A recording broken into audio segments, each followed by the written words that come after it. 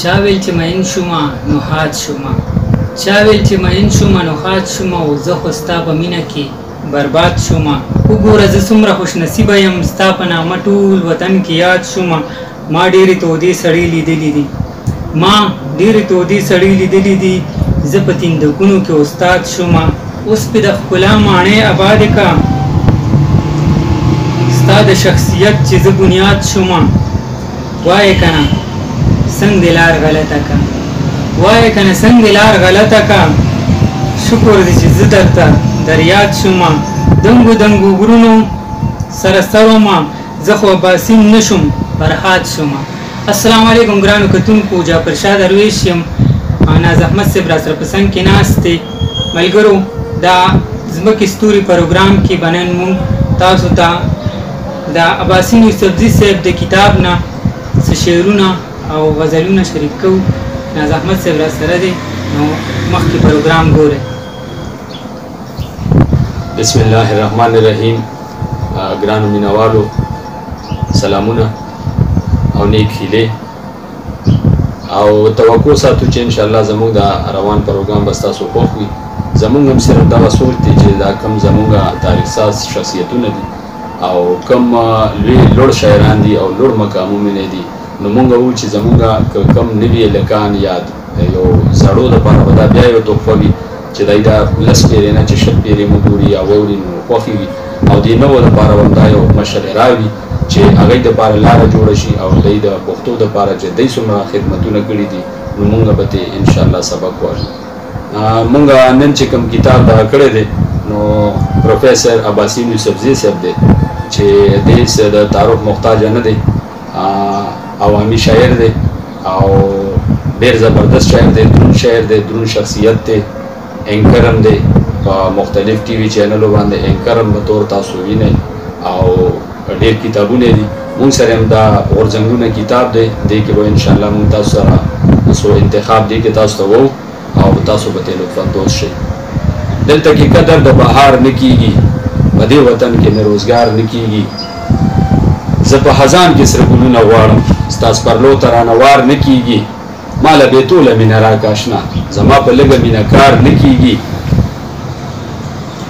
خدای په خوب کې مې حضور کې وته، ګنې زمان خو اظهار نه کېږي. لیوني تل په محبت سمیږي، قاضي ته وایه چې په دار نه کېږي.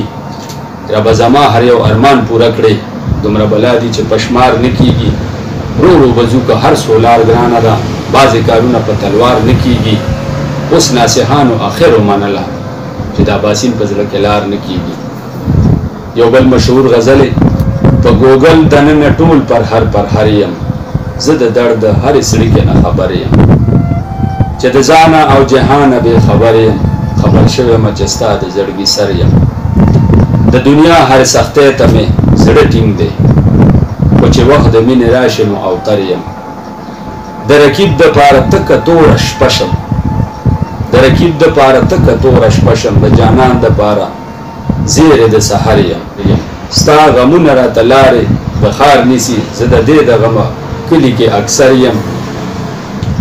په دالان کې ورخطا ګرځم، په خپل کور کې هم په شان د مسافر یم. په نفرت کې لکه اور لمبه یم، په خلوص کې بې پایا او سمندر یم. منزلونه به اوس خامخا کېوځي، عباسین په مزلونو باندې سر یم. بل یو غزل تاسو ته ډالۍ کوم. لکه د خوبه چې بیدار شي سړی، مینه چې وکړي هوښیار شي سړی. د چا د سترګو نه چې وغورځېږي، لکه د غره نه راګوزار شي سړی. د زړه او ذهن منځ کې ژوند تېروو، لکه په دوو کې رایسار شي سړی. د ساینسي دور به څه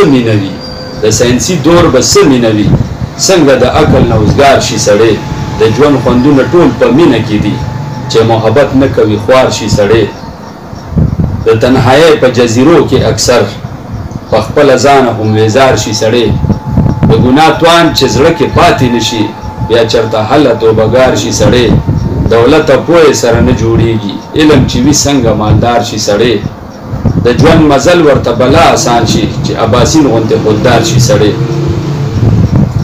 باسین صاحب په باره کې به دا ووایم چې یو زبردست شاعر بلکې دا بو چې د هغه لپاره دا ټکي ویلی شي که زما د شخصیت حدونه ګورې زما فن زما د فکر ترجمان دی.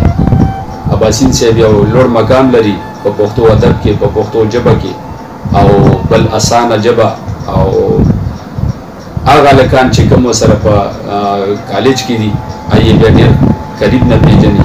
زبردست او یو ښه استاد یو ښه پروفیسر یو مینهناکه پښتون یو دروند شخصیت. نو انشاءالله دا پروګرام چې تاسو وګورئ نو لطفاندوز بشئ. ملګرو دغه د باسم یوسفزي صاحب د کتاب نه موږ تاسو سره دا ښکلي شعرونه شریک کړو. امید لرم ستاسو به خوښ شوي وي. انشاءالله په بل پروګرام کې د بل کتاب سره بیا ستاسو سره ملاقات کیږي. په دې سره موږ دواړو ته راکړئ اجازت. ښاد او آباد بریالي اوسئ. د لوی الله په امان.